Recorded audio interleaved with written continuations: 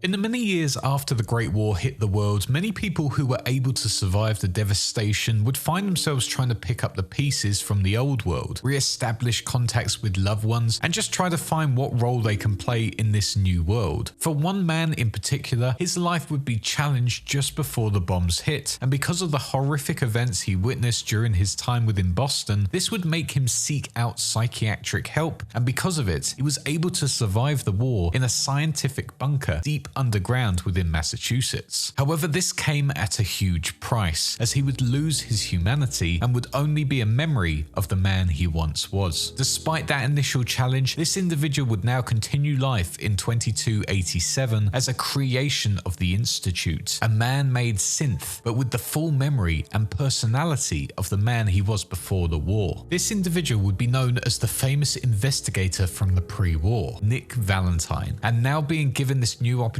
to live on within a new mechanical body, he could continue where he left off and make a difference once again, setting himself up with a detective agency within Diamond City itself. So who is and who was Nick Valentine? How did he become a synth? What is his ultimate goal in life, and what did he get up to on his travels in the new post-war Commonwealth? Well, in today's video, we will be exploring the story of the greatest detective within the Fallout universe from his origins to the present. This is the story of Fallout's greatest detective, Nick Valentine.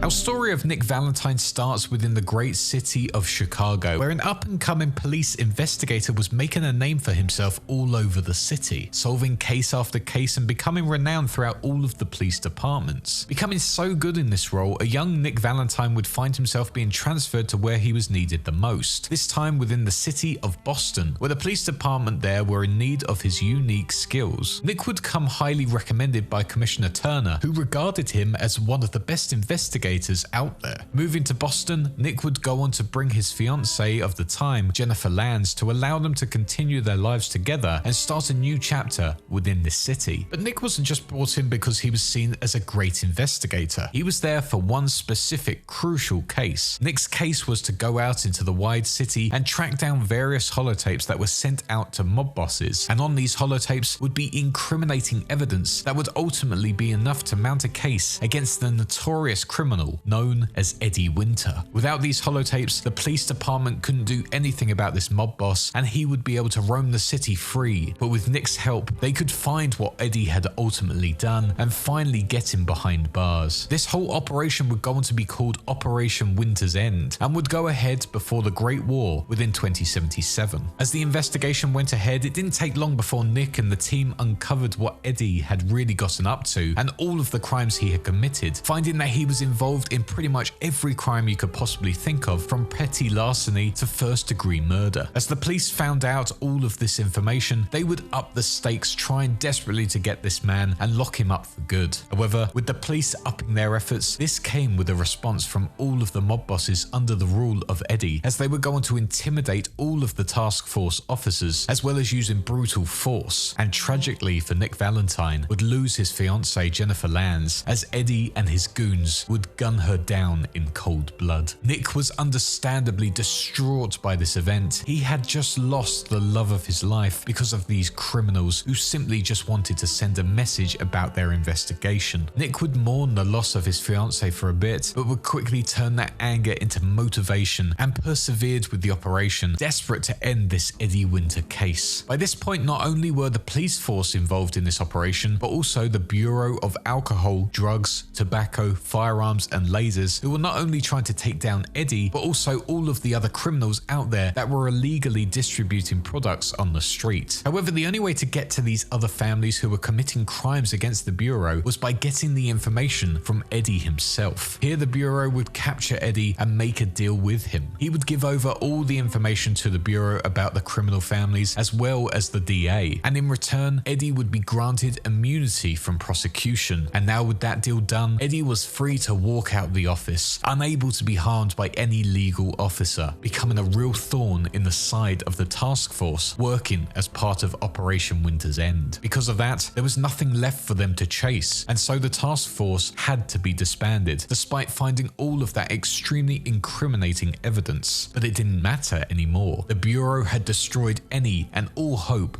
of locking this man up for good. The man most affected by all of this was Nick himself, who had lost his life from this whole operation, and now he couldn't even get any closure by successfully completing the operation. For months, Nick would roam the streets of Boston, lost within his own head, thinking about everything he had lost, and was there any point in continuing? For a time, this affected his work, with no cases really being solved by him. This became evident by many people within the police department, who only now saw a shell of a man. That legendary investigator that had joined them from Chicago back in the day had now gone, and the man that was left was void of everything. Seeing Nick suffer on a daily basis, his captain at the time, Jonathan Widmark, arranged that Nick be a part of a new up-and-coming program held within the Commonwealth Institute of Technology within Cambridge, Massachusetts. Within this program, experimental brain scans would take place, which, if they worked correctly, would help him process all of the events he had been within, and hopefully help him with the trauma he was facing. After some persuasion, Nick agreed to join the CIT's program and went down to their facilities a year or so before the Great War officially started. But now being underground, Nick would be subjected to these experimental scans that would supposedly help solve his PTSD and trauma, but ultimately it would allow the CIT to capture Nick's memories and essentially capture what made him human. But on the plus side, being located underground now within the advanced labs of the CIT, when the bombs did hit, Nick as well as the CIT scientists would be safe from the bombs and radiation and could continue living on into the new world that was about to be formed. But little did Nick know that up there on the surface, Eddie still remained. Maybe knowledgeable that the world was going to be destroyed in the upcoming war, Eddie would subject himself to another experimental procedure where certain humans would ghoulify themselves to hopefully obtain eternal life. Joining this program, it was said that Eddie was the first ghoul to be created in history, and after this process was a sort of success, Eddie would continue to live on, finding a secure bunker he had built himself, and would live there for over 200 years, thinking that he had done it. He had done the impossible of surviving some of the best law enforcers within the 21st century, including the legendary Nick Valentine, and had also found the solution to eternal life. Life for Eddie was good, and ultimately he had won. However, down within the CIT, Nick was still there, although in a different form. And now going into the 23rd century, it was time for Nick to come back to the surface and start up his quest to become the best investigator within Boston once again, as well as trying to capture the man that killed his fiancée, the notorious Eddie Winter.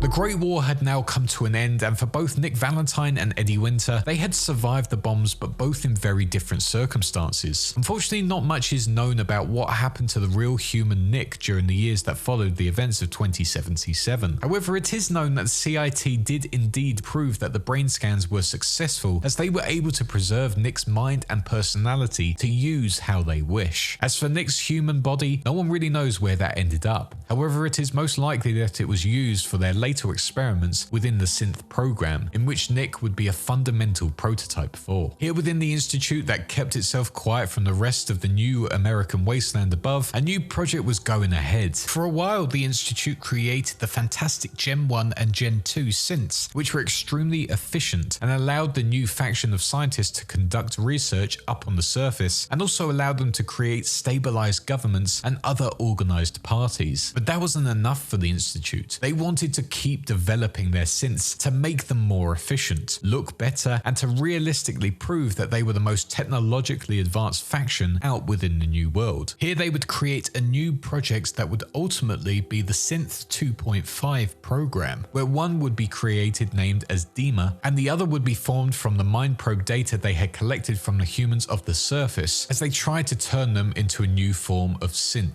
These two would essentially be the prototypes for the new Gen 2 synths, which were made to look more human, but were also made to see how synths would be able to process independent thinking. But whilst Nick's memories were used on the synth in the end, there were multiple personalities used during the testing process from many humans the Institute had collected over the many years of research. However, for both Dima and the synth that was going to be Nick, this was not a pleasant experience, spending every day being experimented on with different personalities and tampering with all of their parts. Luckily for them, they were always together, and because of it, they could create a brotherly relationship with one another and formed almost a family-like bond, simply due to the fact that they were both one of a kind. There was one difference, however. Dima was being developed more as an independent thinking synth to realize its own sense of consciousness and self-worth, without having human personalities loaded into him like Nick Valentine had been developed. And because of this natural process, Dima started to become aware of how they were treating both him and his brother, and because of it, became resentful of the scientists and the Institute as a whole. Eventually it reached a boiling point as Dima convinced his brother to escape the facility, and together as one would break out just as the human personality of Nick Valentine was loaded into the synth, turning him into what he thought was a proud pre-war police officer. As they left the facility, Nick's personality kicked into play as he suddenly realized what was going on around him. Suddenly, he found himself 200 years into the future, surrounded by a world that had been destroyed, with a robotic man standing in front of him, calling him brother. Not knowing what was going on, Nick would go on to attack Dima, so Dima had no other option. His brother had no idea what was going on, and there was no explaining to him what had just happened. He had to leave him behind and travel alone. Here, Dima would go on to knock Nick out, and with it leave him behind, seeking out a life on his own away from the Institute, who were no doubt going to be looking for him. Eventually, Nick regained consciousness, still confused at what was going on and what world he had entered, and started to venture forward in the hope that something was going to click. But Nick would continue to wander into a state of confusion for several weeks. Sadly for Nick though, the Institute had become renowned all over for being a terrifying place that would send out killer robots and human lookalikes to take over their lives, and because of these conspiracies spreading all over the Commonwealth, anyone who encountered the lonely and confused Nick Valentine would respond to him with fear and awe, keeping their distance from him. However, eventually, Nick got in luck as he was welcomed into a small local community where a mechanic offered to repair him from all the damage he had taken on his travels. During his time here, Nick would go on to befriend a child settler by the name of Jim, who was officially the first human to make contact with Nick. And whilst living together in the community, Nick would get to know Jim and see what it was like to live in this new world. In fact, the whole community treated Nick well. They didn't see him as being a synth. They saw him as human and treated him as such. Maybe they found it hard to see him as a monster when he was so polite and curious, or maybe they just didn't see the Institute's creations as a big threat compared to others within the Commonwealth. But with all that said, it was time for Nick to move on from his loving community and find himself a role in the rest of society. Maybe time to go back into the city of Boston and maybe get a job if ever there was any going out there. Here he ventured forward, saying goodbye to the settlers and travelled onwards towards the city. In later years, after he became the memorable Nick Valentine, he would venture back to see the settlers and maybe tell Jim of what he had done in his years away. But sadly, that settlement was no more. It and its inhabitants had been destroyed by a raider party, and once again for Nick, he never really got to say his final goodbye to the people that had truly cared for him.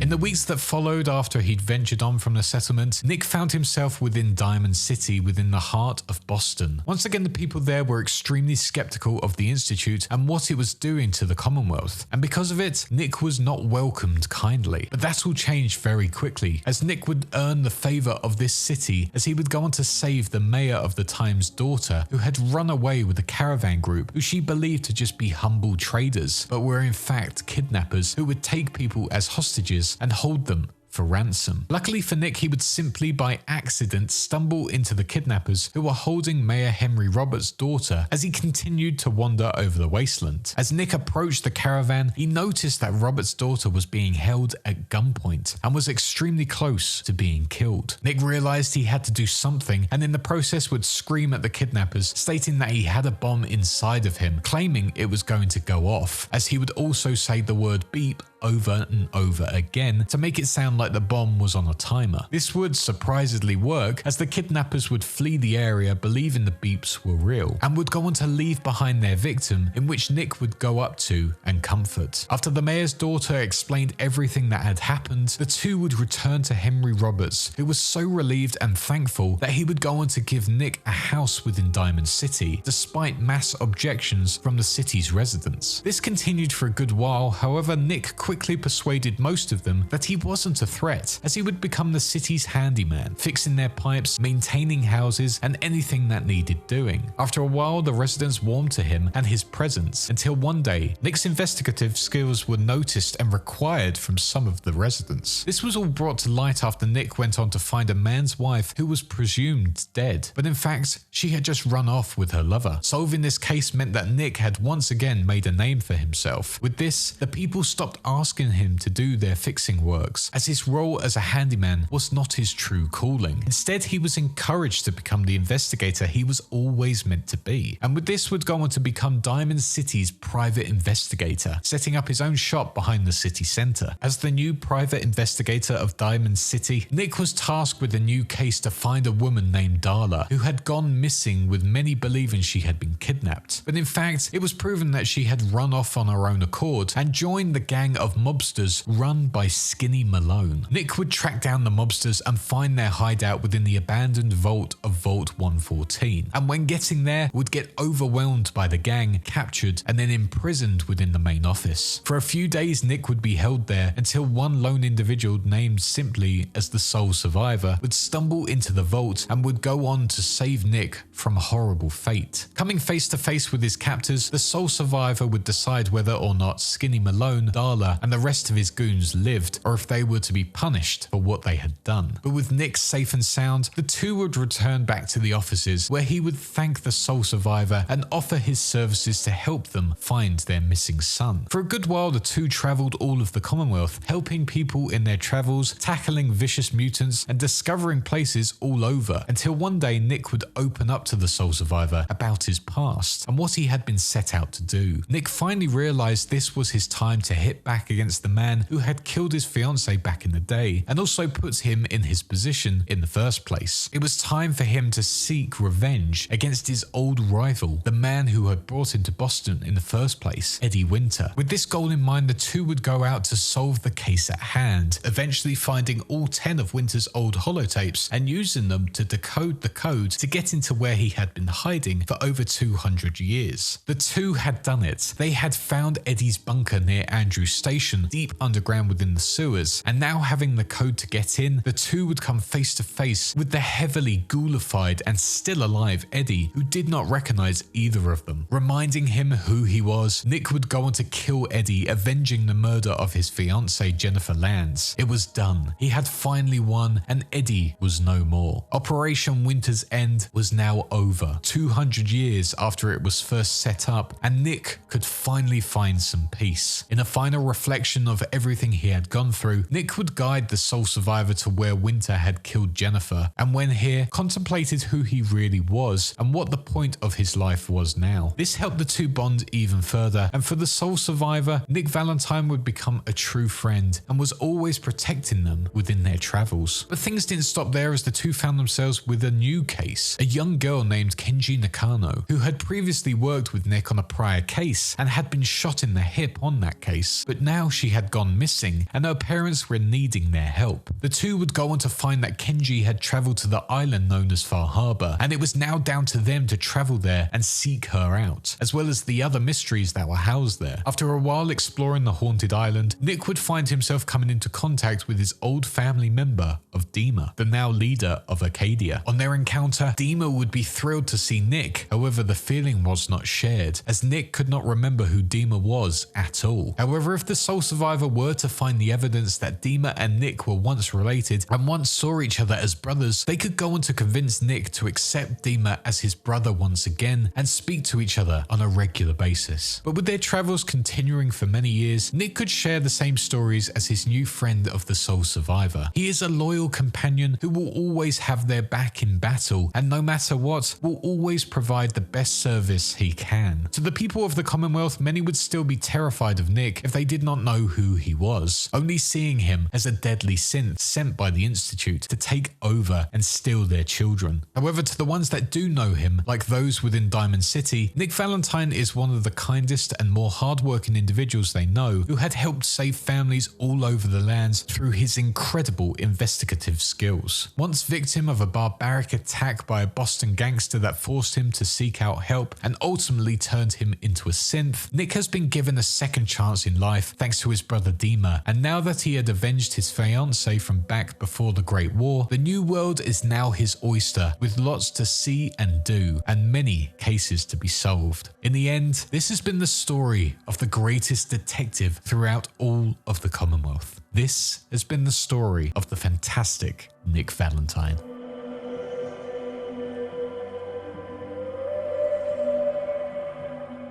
I want to say a massive thank you for watching this video and for staying loyal to this channel and helping it grow over the years. Thank you so much for allowing this channel to get to 80,000 subscribers. That number is still mind-blowing to me. Here's to 100,000, hopefully coming soon. I also want to say a massive thank you to my amazing patrons who give that extra support and allow me to do this for a living, including my small fishes, my big fishes, Christopher, Arto Krem, and Last Persona User, my YouTube channel Wise Ones, Fiery Italian, Ico the Wolf, and Sith Lord 906, my Sharks Wow Such Gaming, Jason X117 and Breadbeard, and my Megalodons, Sinus, Cody, Hazy Thoughts, and Chernobyl Stalker. If you also want to support me, you can find all the links in the description below, including my code for up to 30% off of G Fuel and my social media links. And also check out my other videos and playlists if you want more storytelling lore videos like this one. But that is all for now. Thank you all once again, and I shall see you all in the next one. Cheers.